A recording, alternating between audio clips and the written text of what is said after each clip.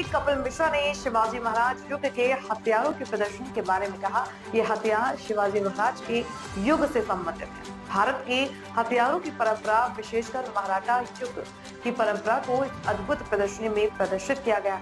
यह प्रदर्शनी आज से शुरू हो रही है। भारत का ज्ञान और शास्त्रीय युद्ध कौशल का विकास, विशाल इतिहास, सभी को इसके बारे में जानना चाहिए।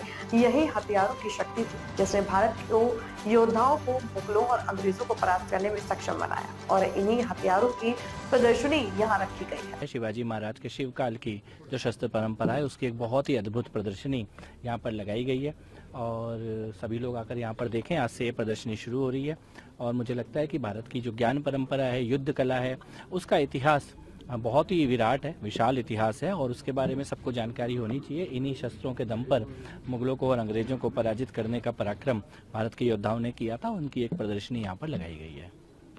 सर, इकोसिस्टम से सनातन राष्ट्र की आप कैसे दिखते हैं?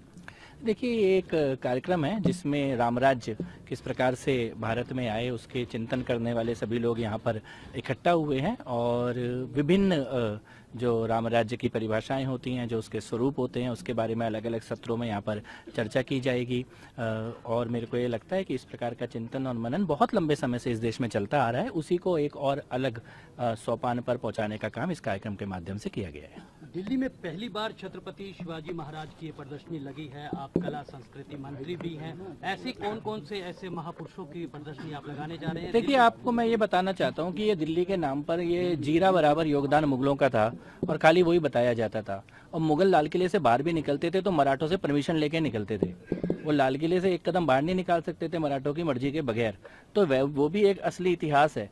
और जो अंग्रेजों को दिल्ली मिली मुगलों से नहीं है, वो मराठों से लेनी पड़ी उनको दिल्ली।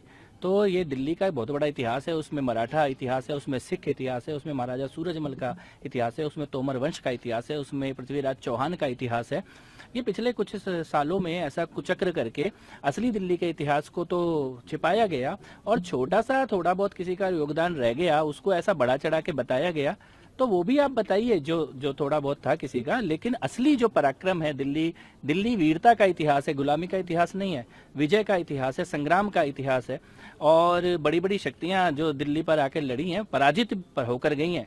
कुछ समय कभी रुकने का उनको कोई अवसर मिला हो, लेकिन अंततः पराजित हुई हैं। तो दिल्ली का जो विजय का और पराक्रम का, वीरता का, साहस का, बलिदान का इतिहास है, दिल्ली के जाटों के द्वारा, गुर्जर समाज के द्वारा, त्यागी समाज के द्वारा, तोमर वंश के द्वारा, चौहान वंश के द्वारा, मराठाओं के द्वारा, सिखों के द्वारा, ये जो दिल्ली का इतिहास है ये सामने आना चाहिए। इसके लिए हम संकल्पित हैं।